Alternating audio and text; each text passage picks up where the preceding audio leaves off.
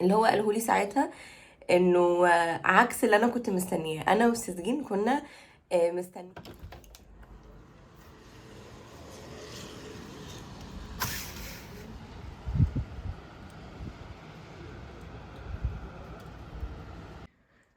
بصوا بقى، من ساعة ما الشيفونيرة دي جت وانا بصراحة سايبة الحاجات اللي احنا جبناها للبيبي، سايباها كده محطوطة حتى بالكاسة وكده.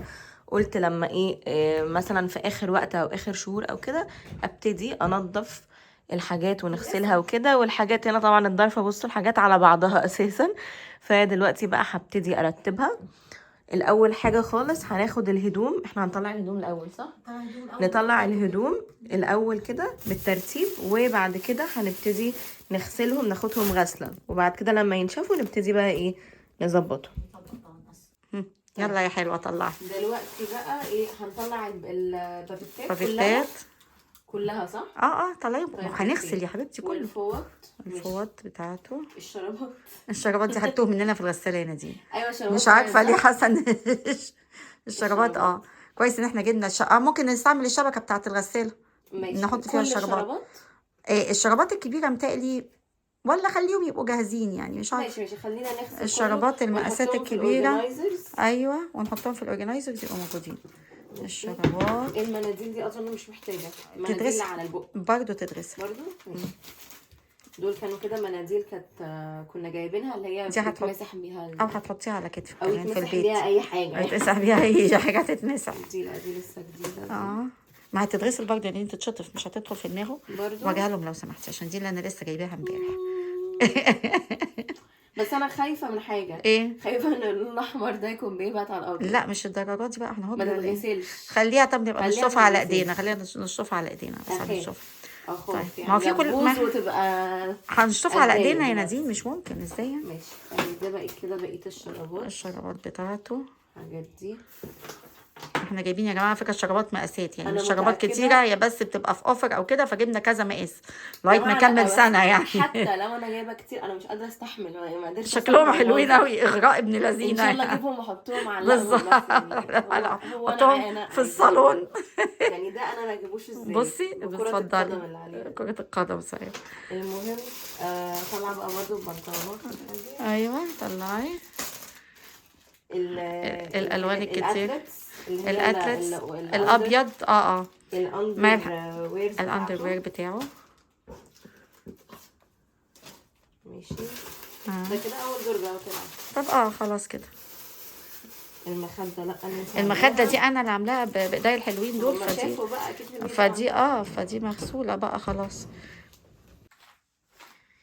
طيب ادي اخر هاتي طبق غسيل على حجري يا نزيل. معلش ادي اللي خدناه. يلا بسم الله. يلا بنطلونات، بس خلي بالك البنطلونات دي بتاعت هو 6 شهور والبيبي 6 شهور والبيبي هي سنه.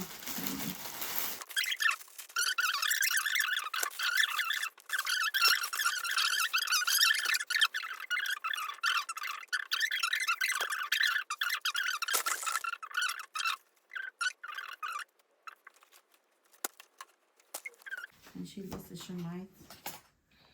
هما كل دول هما فين بتاعهم؟ لا وشيل لو في تكت بيبقى حاجات متلزقه ساعات.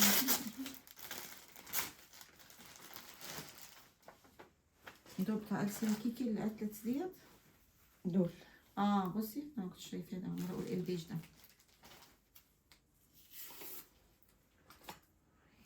حاجه هنا.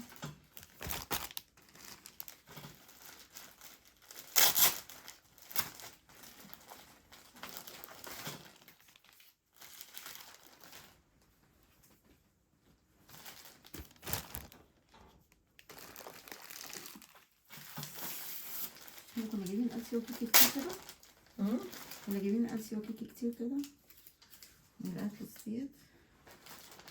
احنا اكتشفنا ان احنا فعلا جبنا شرابات زياده كتير. اصل شرابات مغريه جدا يا جماعه. بصوا اصلا، بصوا شكل الشراب عامل ازاي، تحسوا انه لقمه. تحفه. ولا ده بصي ده، بصي ده عامل ازاي الكومبينيشن اللي فيه. ده اللي صاحبتي شافته ومسكت فيه، هو ده الوحيد اللي هي مسكت فيه. اصل بصي ده حاجه، بصي عقلتين يا جماعه بالظبط. انا مش عارفه، انا تقريبا نسيت الحاجات دي ولا ايه. من ايام ما كنت بجيب لك. مين ده؟ ايه ده؟ بصي يا بنتي عامل ازاي. حاول اطلع البلاستيكات من غير ما عشان اعور الشراب. الماتش. اعور الشراب. الشراب ده. بصي من غير ما عليه اخد الشراب. أوتوبيس. عليه اتوبيسات تركوازات. بس احنا انت هتطلعي الفيليه. بصي الكحلي بقى ده. اوبا ده ضخم. ده مقاس 6 شهور ده ولا ايه؟ شوفي كده كان مقاس ايه. ده كبير ده. لا كلهم 0-3.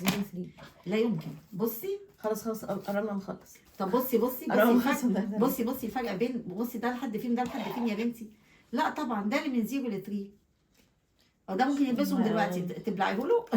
ده شكله قبل بيبي ما يتولد اصلا. صغير بالذات. لا بصي ده ضخم يا ماما. ده طب ماما انا شايفه انت بتلعبي. طيب حاضر. امسكي. اتفضلي. ده انت جايباه سجين بقى. انت بتلعبي. شايفين يا جماعه شايفين الموقف. يعني ده شراب وده شراب والنفس الكائن اللي في بطنها. طب ازاي يعني كل حاجه تشبطي فيها كده؟ واخده بالي انت بتلعبي. انا بلعب. ما جايه تلعبي هنا. انا حاجه العب براحتي. اكسر براحتي. في ايه؟ شو انت عملتي باميه وفريخ ورز. فراخ ورز والاسلاك كيك. انت هتستهبلي. الاسلاك كيك. بصي ده يجي بطه يا حلوه. وده بصي بقى المنظر ونفس الطفل ده. تحسي ان سيزجين هو اللي منقي كلهم عربيات. لا انا عايزه اعرف بس فين ايه نادين ده. ايوه. طيب احنا دلوقتي بعد مناقشات كتير قررنا ان احنا نعمل غسلتين. غسله للهدوم وغسله للملايات والفوط وكده. الملايات والفوط قليلين حقيقي. ممكن فين مقص بس ابتدي بقى نعمل ده مثلا كده اطقم احنا جبناها ان هو ممكن البيبي يلبسها في المستشفى. دي بيجامه. لا دي مش مستشفى. دي بيجامه عندي. فالاطقم دي علشان بيبقى البنطلون قصدي اللي هو البنطلون منفصل ومن فوق والقطعه اللي من فوق والايس كاب معاها. في بقى حاجات تانية اللي هو كانت المنظر ده كده. ده برضو الايس كاب معاها. ممكن نلبسه مثلا الاندروير او اللي هو السالوبات الساده يعني. وده عليها لان ده قطعه واحده كده بكباسين. بس كباسين من قدام.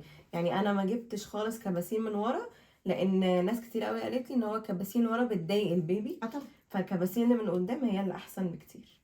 بس وعارفه ان في ناس كتير قوي هتقول لي ما تجيبيش اللي هو مقفول ده اللي هو مقفول من تحت كتير. احنا جايبين اللي هو الحاجات اللي هو ممكن يلبسها في المستشفى او لاول مثلا شهر او كده مقفول من تحت وبعد كده هو مش هيلبسهم تاني عشان الجو لسه برد شويه. على جو بقى من حاجه. طب خلاص والله هو من دلوقتي ابتدى يحرر. بس انا قلقانه. ابتدى حاجه النهارده حاجه 13 جنيه. بس هو كده عشان ايه يعاندنا. بس هو كده البتاع ده يعني جسم البيبي بيبقى حساس. فاظن هو عادي. كان في ايس كاب. ايس كاب. ادور عليه. ايوه الايس كاب. بصوا بقى حطينا كده الحاجات جوه الغساله والشرابات والمناديل اللي هي اللي احنا كنا جايبينها القماش اللي بتمسح البق وكده. هحطها كده في اللي هي الشبكه بتاعه الغسيل علشان ما يطروش ولا يروحوا كده ولا كده يلزقوا في الغساله يسرحوا يتوهوا. فهنحطهم كده. هنغسلها بالمسحوق الجل. فايه حطيته كده. وهنعمل درجة الحرارة على 20. نخلي كده شوية ايه السكمة اللي هي العصر. وهنعملها على ربع ساعة مجرد ان احنا عايزين نشطف يعني. حطيتي معطر؟ كنت نسيت احط المعطر. حطيته دلوقتي. ونبتدي بقى الغسلة.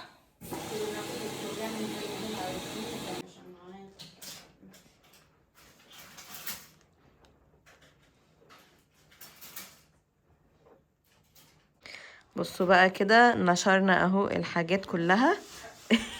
الحاجات يعني انا كنت متوقعه انها مش هتاخد كل البتاع. بس اهو يعني حطيناها سيبنا شويه بس مسافات شويه علشان كمان تكفي البافتات وكده.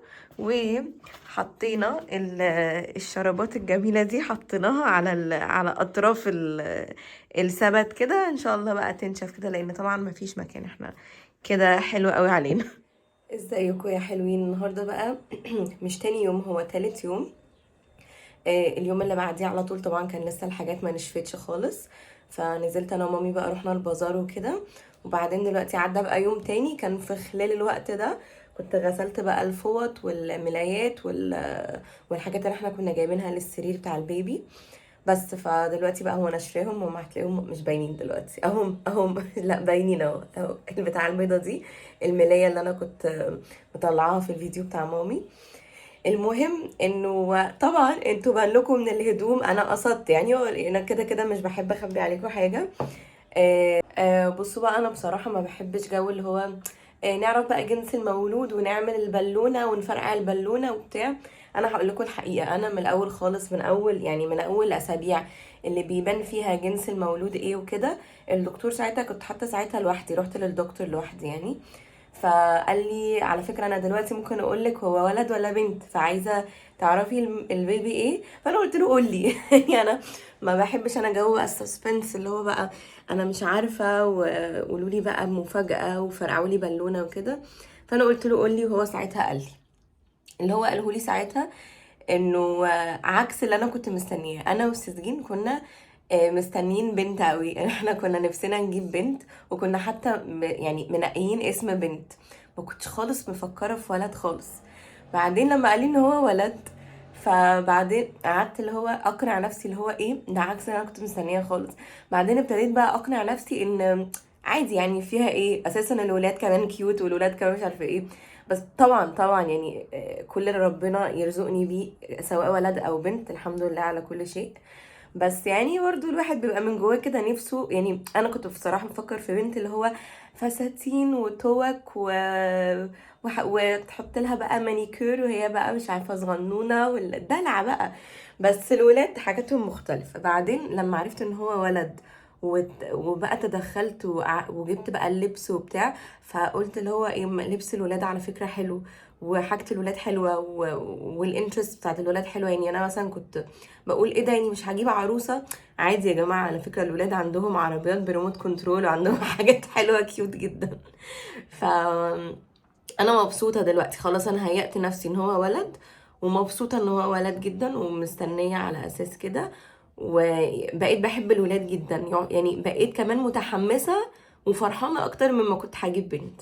فده ربنا بقى يعني ربنا رزقني بولد يعني، خلاص عرفت ان هو ولد وبقيت بتعامل على الاساس ده. فقلت اقول لكم علشان اكيد هو بان من الهدوم، يعني الهدوم كلها عربيات وحاجات لونها لبني حاجات لونها ازرق، فاكيد انتوا خدتوا بالكم. وانا قصدت بصراحه في الفيديو اللي مامي كانت حاطاه، انا اللي بمنتج الفيديو بتاع مامي وانا اللي بعمل لها الصوره اللي هي الكفر بتاع الفيديو.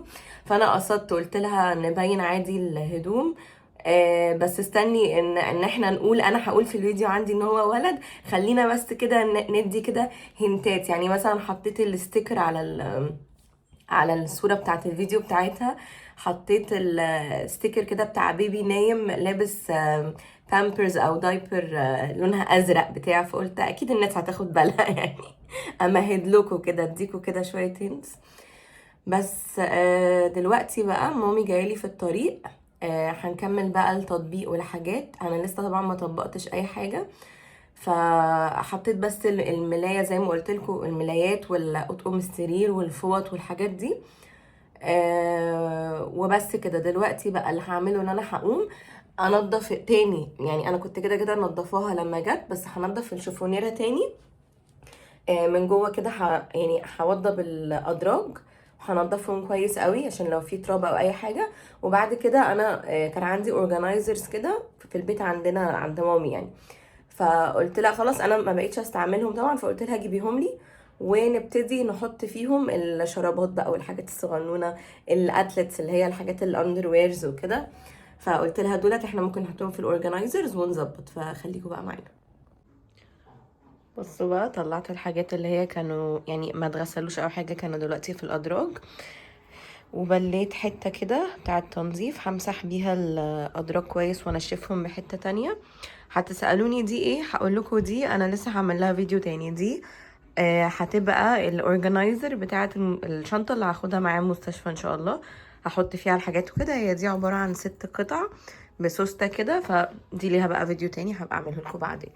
دلوقتي احنا بنفتح كل ادراج كده وهنضف زي ما قلت لكم، وانشف بحته تانية خالص.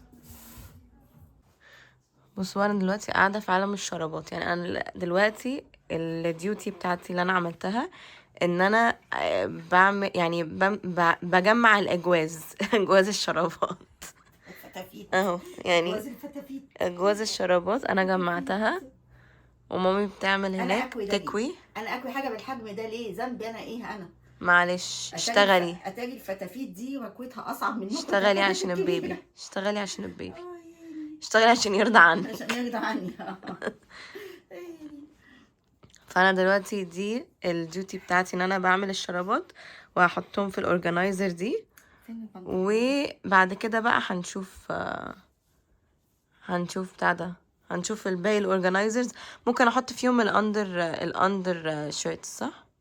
الايه الاورجنايزرز؟ اه لا الاورجنايزر شرابات، الاندر ما شيرتس خلاص الشرابات هتكفي. الشرابات والاندر اللي هم دولت الاندر ويرز اه.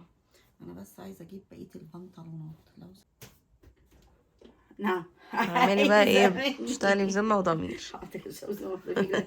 لا تهزق على اخر الزمن، بعمل حاجات مقاسها تحت الصفر عشان بقولك يرضى عنك، عشان يرضى عني. شايفه حاجه منتهى الشياكه، حاجه منتهى الشياكه والاناقه.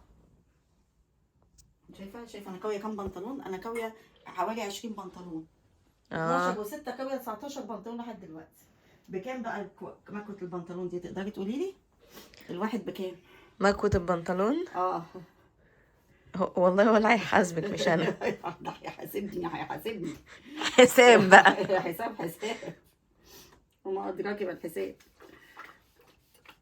هتهزق لجوكب يعني يا ريت والله كان انا عندنا اصلا ما بحبش اكوي، ثم انا اصلا ما بعرفش ولا انا أكوي. بحب اكوي يعني، ولا انا بحب اكوي. ثم انا تحديدا ما بقول بعرفش لك يا ريت أكوي. كان مش عندنا طبيعي. المكوى البخار. البخار يعني انا الحقيقه ماليش قوي في المكوى يعني. ما لو كان في بقى مكوى بخار كان زماننا على طول. ما اعرفش، اظن انا اسهل جربتهاش يعني. بايدي قبل كده فما اعرفش الحقيقه. يعني مش عارفه هي فعلا فعاله ولطيفه في الحاجات اللي مفتفته دي كمان، ولا ايه وضعها؟ ايوه شايفه بقى ابتدينا الاناقه دلوقتي دي الشياكه بقى دي خلاص. الشياكه بقى، دي بقى ايه؟ شايفه بصي، شايفه الموقف.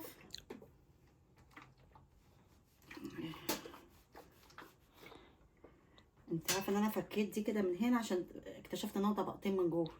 طب حلو مبطنينه. لا مش مبطنه يا حبيبتي كده، يعني قصدي اتنين يعني 2 layers يعني. بصي كده فاهمه؟ كده جاكيت يعني. وده يا ترى لو هيلبسه في المستشفى لازم يلبس تحتيه اندر شيرت؟ الطقم ده من غير اندر شيرت ده 3 قطع، ده وده هناخد بقى اندر شيرتس معانا. ايه ده؟ دي اتكسرت ليه؟ مش انا كاوياكي لسه دلوقتي.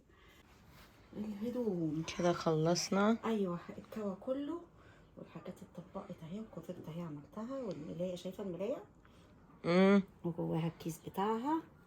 شايفه الملايه والكيس والكفر اهم. ودي كوفرته بس نبتدي بقى نطبق. هنبتدي وعايزين نطبق، نحط بقى اللي هما الاندر ويرز ديت في الاورجنايزرز. بس الحاجات المقاس الاكبر شويه هنحطها بيت بقى. يعني خلي بالك. ده بقى يا جماعه الشكل بعد التطبيق، بس طبعا مش انا اللي طبقت عشان اللي كويت انا رحت اطبخ. مامي هي اللي عملت كل ده. وبصي انا رحت اطبخ كل حاجه. شايفه ده كده بالسالوبات بتاعه بالبورنيطه بتاعته ولا بالبتاعه بتاعته دي، شايفه؟ طب والله شغل يعني. المفروض يعني تفتحي محل. لا دراكي محل هدوم بقى، محل هدوم بيبيات طول النهار. بصي شايفه كده اهو، بالبنطلون بالبتاع، شايفه كده طبق زي الفل. احنا بقى دلوقتي هناخد الاتلتس هنرصهم على طول. شوفي بقى شوفي بقى الحاجات في الاورجنايزرز. حاسه الحاجات من كتر فرحتي بيهم عايزهم يفضلوا كده. يا سلام، وناموا انتوا على الارض. مش مهم بقى. بصي ودول البافيتات اهو، شايفه؟ انا شايفه مطبقين ازاي كده عشان تحطيهم في الاورجنايزر على طول. ماشي. والبورنيطه الرهيبه اللي انا جبتها له، بورنيطه الصيا دي، شايفه؟ وكويتها، شايفه بقت حلوه ازاي؟ بقت عنيفه جدا. حلو ماشي. يلا بقى نبتدي نحط الحاجات في جواهم. دول بتوع ايه؟ دول الكبار دول ايه؟ دول الفانيلات اكيد، الحاجات دي. الباقي للبافيتات بقى والمناديل. متبططين كده مش واقفين ولا؟ لا واقفين والله. حلو. بصوا بقى كده اخيرا الحاجات خلصت. يلا شو كيس، شو كيس افتحي. ده كده اول درج حطينا فيه الحاجات بقى بعد ما اتحطت في الاورجنايزرز، البافيتات وبعد كده الشرابات والاتلتس والبنطلونات. بتاعت البيت. لا وبنطلونات عادي يعني. دي بنطلونات البيت. دي بقى اطقم الخروج لسه بقى لما يزيدوا ان شاء الله. اما تصدقي لما ترتبوا كده مش كتير قوي الحاجه، عاديين يعني. هو طبعا ده كذا طقم. اول لوحده واتنين اتنين اتنين. اتنين دولت حاجات اللي هو ممكن اختار منهم عشان المستشفى، وورا بقى ده لما نروح نصيف ان شاء الله. ده اطقم الصيف. بعد كده الدرج اللي تحت، المفروض بقى لسه الدرج اللي تحت دي شرابات انا كنت جايباها في عرض من ديفاكتو، كانوا للشتاء يعني، في حاجات موبره من جوه، فدول لسه هيستعملوا بقى في الشتاء ما يبقى اكبر شويه. كوفرتا ملايه من الملايات. بنطلونات برضو كنا جايبينهم في عرض، في مقاس من 6 شهور ل9 شهور وحاجات كده، فدول ايه تحت. ده لسه حاجات بقى يستعملها بعد فتره بس كده. والحاجات التانية منشوره. والدولاب اللي في الجنب لسه يعني الحته اللي تحت فيه ما توضبتش قوي، حاطه فيها الحاجات اللي هو لسه بعد ما نظبط السرير، فيه العاب وحاجات كده يعني اللي هي الفرو دي.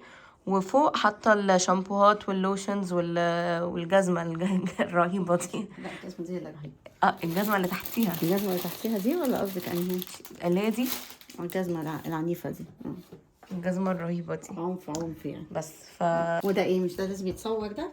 ده يا جماعه بتاعي، ده العمود الاكل بتاعي. وانا بيبي. وانا بيبي ده عمود الاكل بتاعي، وانا شايلاه وبلف بيه بلاد الدنيا. ده اكل واكل، وده كان شرب صح؟ شرب.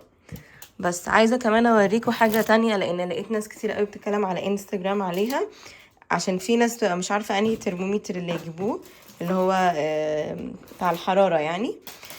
دي ماركه نكسوس، وهي بصراحه يعني سعرها حلو. انا كنت جايباها هنا ب500 وشويه، 500 شويه ليره.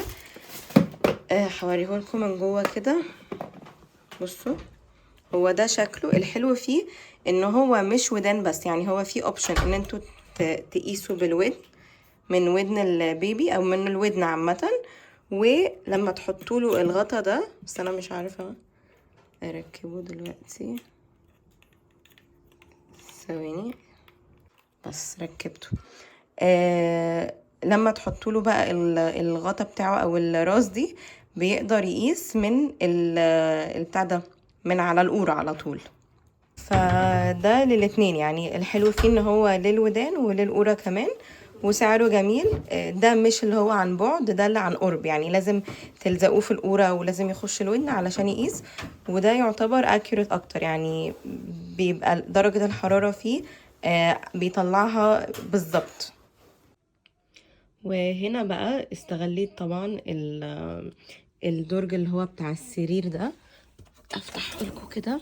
استغليته في ان انا حطيت الحاجات اللي انا هستعملها، زي مثلا البيبرونات، جبت مثلا الطبق ده. هوريكم بقى كل حاجه ان ديتيلز يعني بالتفاصيل بعدين، بس حطيت فيه الحاجات اللي انا يعني مش هتتوسخ، اللي هي الحاجات اللي مش زي الهدوم. حطيت فيها مثلا بادز بتاعت الرضاعه، حطيت فيها البيبرونات، حطيت ايه تاني، في حاجات بتاعت الالعاب بتاعته، حاجات بتاعت الدش. انا كنت جايبه كذا حاجه كده، شيخه مش عارفه، عضادات، حاجات كده، تيتينا. حطيت فيها الحاجات دي. ودي طبعا مش محتاجه خالص غسيل، دي انا لسه هستعملها اساسا في يعني لما يبتدي ياكل بقى، لما يبقى اكبر، يعني لما يبقى مثلا عنده 6-7 شهور كده. دي بافيتا سيليكون كده، فدي بتستعمل يعني والبيبي بياكل بس كده. فانا شايفه ان هنا استغليت المكان بطريقه كويسه. دولت مثلا دي بتاعت مخده الرضاعه، ودي المفروض بقى هبقى استعملها، دي اللي هي الكفر للرضاعه برضو. دولت وايبس، هجيب اكتر طبعا، بس دلوقتي ده بدايه، ده ستوك بدايه مش اكتر. بس فقلت اوريكم كده التنظيم في الحته دي. انا شايفه ان هو كده انا استغليت المساحه.